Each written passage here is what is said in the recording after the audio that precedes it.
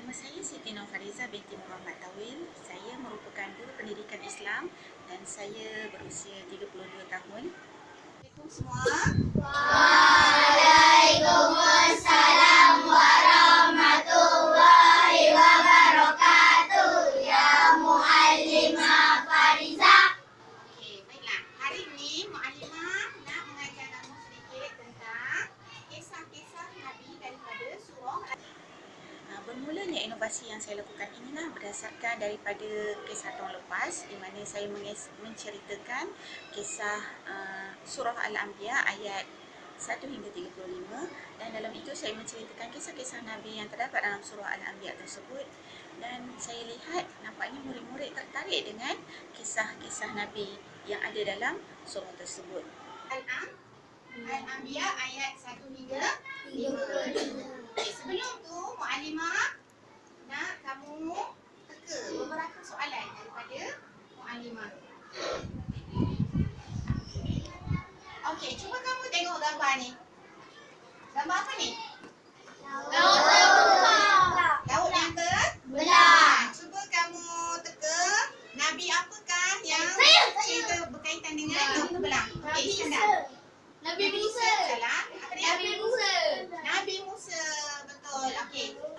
Dari situ saya dapat lihat mereka mudah menerima kisah-kisah seperti ini dan saya merasakan betapa pentingnya kisah 25 Rasul untuk diterapkan dalam pelajaran murid tahun 4.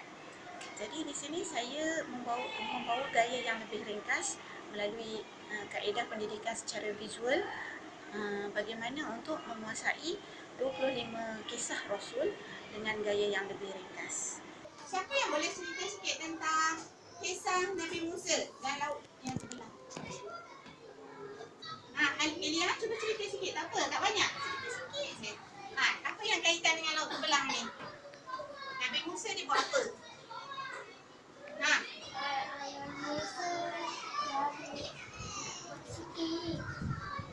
Okey, Haziq. Boleh bangun.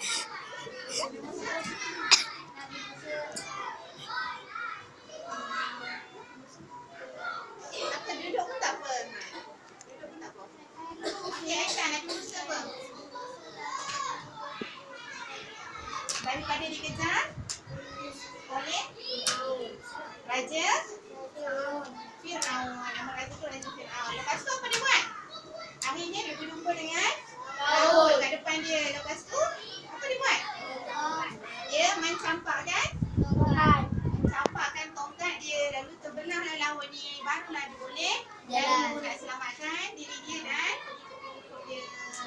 Dengan menggunakan kad yang bergambar ini, murid-murid lebih mudah memahami kisah dan jalan cerita yang ingin disampaikan oleh guru-guru. Dan melalui gambar ini juga saya letakkan nama setiap Nabi bagi kisah-kisah yang ingin disampaikan.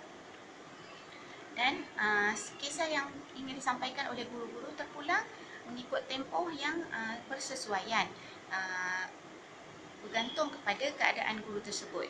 Jadi murid-murid lebih bebas untuk bersoal jawab dengan guru mengikut masa yang telah ditetapkan. Keberkesanannya saya dapat lihat apabila setelah menggunakan kad-kad tersebut dalam tempoh masa yang agak terhad, murid-murid dapat menguasai dengan baik dan dapat menjawab soalan-soalan yang diajukan kepada mereka dengan betul dan lebih tepat. Okey, baiklah. Muallimah nak buat kuis. Okey, daripada kisah-kisah Nabi yang kita buat tadi. Okey, yang kita baca, yang Muallimah ceritakan bersama-sama tadi. Okey, sekarang kita nak uji kefahaman nombor melalui kuis. Okey, soalan yang pertama untuk kumpulan Aisyah. Apakah Nabi yang pertama turun ke dunia?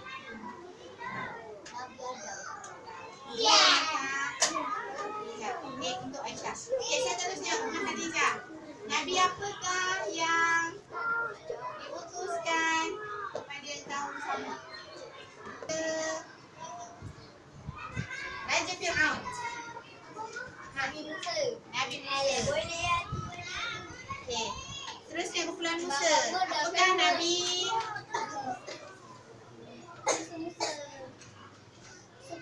Nabi yang boleh bercakap ketika kecil.